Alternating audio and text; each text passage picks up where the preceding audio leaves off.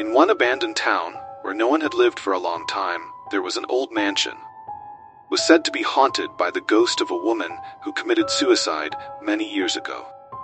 One day, a group of young people decided to spend the night in this mansion to test their nerves and laugh at each other's fears. They arrived in old cars, parked at the mansion, and went inside. Inside, the house was gloomy and dusty. There were old paintings on the walls depicting scenes from the past. There were antique furniture in the rooms, covered with a layer of dust. The young people began to wander around the house, laughing and joking with each other. They decided to go up to the attic to find something interesting there. The attic was dark and creepy. The young people turned on their flashlights and started looking for something interesting. Suddenly, they heard a strange sound like a baby crying. They followed the sound and found a small room in which an old woman was sitting. The woman was wearing a black dress and a white headscarf. Her face was pale, and her eyes were full of tears. She looked at the young people and said in a low voice, "Help me, please. I've been waiting for you for so long." The young people were scared and wanted to run away, but something stopped them. They decided to stay and help the woman. She told them her story. It turned out that she was the wife of a rich man who mistreated her. He forced her to do whatever he wanted, and he never loved her. One day, she couldn't stand it and committed suicide. Since then, her soul has not been able to find peace. She wandered around this house and looked for someone who could understand her pain and help her find peace. The young people decided to help her. They told her about their lives, about their problems and joys. They realized that she was also a person who wanted to love and be loved. The young people, touched by the old woman's story, spent the whole night with her, trying to comfort her and give her some warmth that she had been deprived of during her lifetime. They told her about their friendship, dreams, and hopes, trying to distract her from the pain that she had carried in her soul for so many years. The woman, in turn, talked about her past, about how she dreamed of a happy life, but her dreams were destroyed by her husband's cruelty.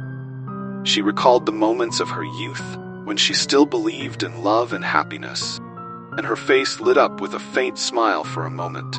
The young people, touched by the story of the old woman, decided to spend the whole night with her, despite the growing sense of anxiety. They tried to comfort her by telling her about their friendship, dreams, and hopes, trying to distract her from the pain that she had carried in her soul for so many years.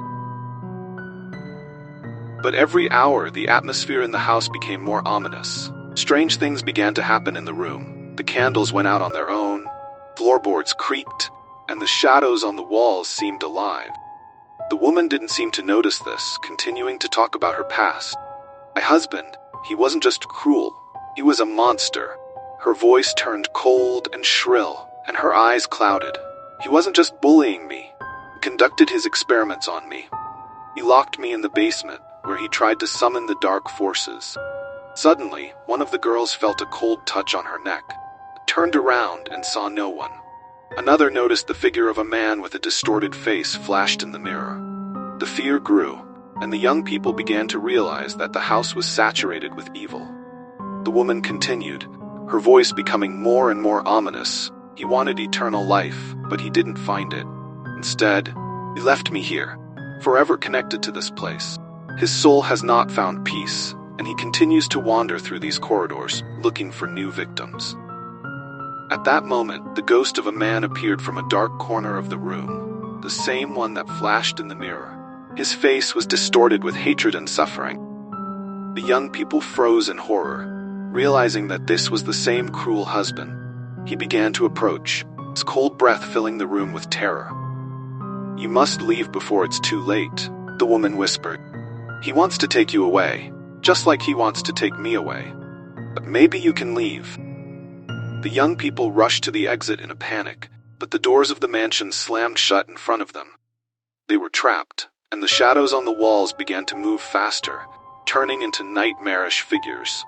One of the guys tried to knock out the window, but the glass turned out to be impenetrable. Whispers filled the house, and muffled screams grew louder. The ghost man was already very close, his hands stretched out to grab one of them. At the last moment, When it seemed that there was no hope, the woman suddenly let out a piercing scream. Her figure lit up with a bright light, which began to scare away the shadows. The ghost of her husband froze in place, and his anger began to evaporate under this light. "Run away!" a woman screamed, and the young men took advantage of the moment to rush to the door. The light illuminated the room more and more, until finally the door swung open, and they jumped out. They looked back and saw the mansion sinking into darkness. Whispers subsided, and everything froze. They knew they would never return to this cursed place again. But for a long time afterwards, the ominous voice of a woman asking for help will sound in their ears, and the image of a ghostly man, forever cursed by his terrible deeds, will stand before their eyes. The young people ran to their cars, feeling their hearts beating so hard that it seemed they were about to burst out of their chests. The moment when they got into the cars and started the engines, something strange happened. Their headlights suddenly went out, leaving them in total darkness. Suddenly, there were whispers in the air again, but this time they sounded right in their ears, as if invisible creatures were whispering directly into their heads. "We can't leave," a woman's voice said, this time with obvious malice. "You will never be able to leave this house." Suddenly, inside the car, images of the very portraits they had seen in the house began to appear on the rearview mirrors. The faces in the paintings stared at them, their eyes burning with malice and hatred. Fear began to engulf the young people even more. One of the guys with trembling hands tried to start the car again, but the engine only wheezed and refused to start.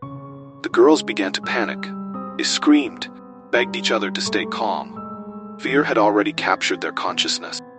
It seemed that something was moving outside the car. Shadows were twisting and closing around the cars. Suddenly, one of the girls saw in the rearview mirror the face of the same ghost man who was reaching out to her from the darkness. His face was distorted in a crazy grin, and his hand seemed to be trying to penetrate the interior of the car. "He's here!" she screamed, and everyone in the car turned around, seeing that terrible face coming closer and closer. Terrified, they started hitting the windows, trying to break out. Something kept the doors locked. Suddenly, as if on command, all the doors of the cars opened, and the young people, without hesitation, jumped out. They ran down the road without looking back, their fear driving them further and further away from the mansion. They ran without looking back until they reached the end of the old road leading to the mansion. It seemed that they had escaped from the clutches of darkness. Fear did not let them go. Gasping for breath, they turned around, hoping that the house was left behind. But what they saw made their hearts freeze. In the distance, where the mansion used to stand, there was a dim flicker. The shadows that surrounded the house seemed to disappear into the night. But with them, the outlines of the mansion itself disappeared. Everything indicated that the house was disappearing, as if it had never existed. However, there were still echoes of ominous whispers in the air. "We need to get out of here right now," one of the guys said, voice trembling with horror. The young men started running again, heading towards a busier road leading out of this cursed place. When they finally reached civilization, the bright lights of the city and the sounds of cars seemed almost unreal to them. They stopped at the first open cafe, trying to catch their breath and realize everything that had happened. Their hands were shaking, their faces were pale, and their eyes were full of horror. Each of them understood they couldn't just forget that night. At some point, one of the girls turned around and saw the reflection of a woman in a black dress on the glass. Her face was calm, but her eyes were still full of pain and despair. She said only one word: "Thank you." The light in the cafe began to flicker, and before the eyes of all the young people there was a vision of that very man-ghost. His distorted face and evil grin clearly indicated that he had not left. He would chase them wherever they went.